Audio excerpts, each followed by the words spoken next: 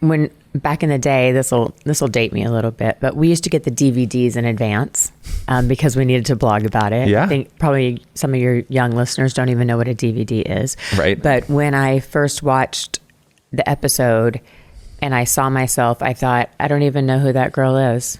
And I had become such a ghost of myself that I didn't even like me. And the humor was gone. The laughter was gone. Just so much of my personality was gone. And I really saw it for myself, just getting to watch myself on television. And it was a real eye-opener. Did you hesitate before signing up? Or at that moment, was there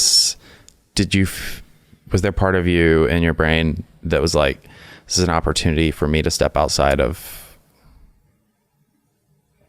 everything? Yeah.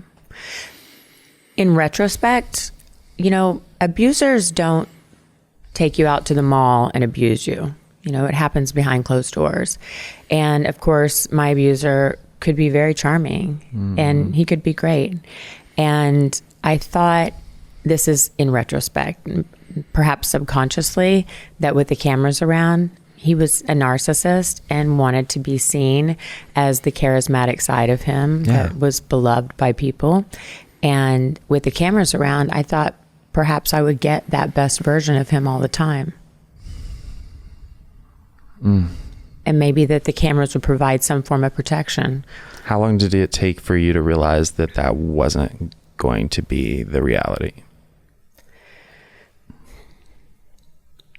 When we would film together, we would go to an event on camera, and then we would come home, and he wouldn't like the fact that I didn't hold his hand enough or give him enough attention on camera so that it wouldn't be so evident that we had problems. And the other thing that happened as the season started to air is that people could see a vast difference between Kyle and Mauricio and Ken and Lisa and Russell and myself. And I could see it too. Even though I knew that our relationship wasn't normal, watching other people's relationships and just their body language and the way they interacted with one another and seeing the vast difference in the way that he would look at me and watch me, and you could really see it on camera.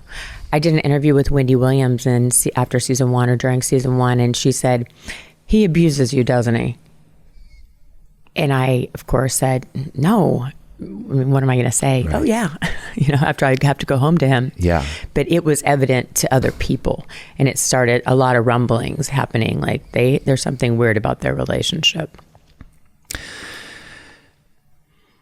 I think that there are, excuse me, most people that are in similar situations probably aren't, being followed by cameras.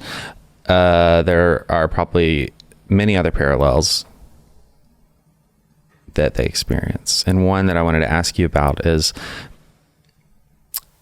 you had to have been a master at putting on a smile, a fake smile, all the time before you even started filming. What was it like to do that in front of the cameras, not just in your personal life? The anxiety of being on reality television, especially on a show where there's a lot of drama and trauma between you and your friends. Yeah. So you have that anxiety while you're filming. And then, for instance, Kyle and Lisa get to go home to a support system with their spouse. And I would go through the anxiety of being on a show with a lot of trauma or drama between my friends, I should say, and then go home to an anxiety-filled household. And so I was very thin back in the day, and I was in the tabloids a lot for being anorexic. But the truth of the matter is that I was on such fight or flight mode all day, every day, all night, every night. And I was just a constant ball of energy inside, just in that panic mode all the time, that I was just thin. It wasn't for lack of eating. And so it was wearing me down. But at the same time, to your point, I had to just put on a smile because, as you know, I wrote a book called Hiding from Reality. And that's what I was doing. I was trying to hide my reality from reality TV, which anyone who has been on reality TV knows you can't hide your reality from reality. Right. Even no matter how produced it comes out. Yeah. Yeah. Well, and as the viewers were seeing our relationship, it was quite evident there was something going on behind closed doors. Yeah.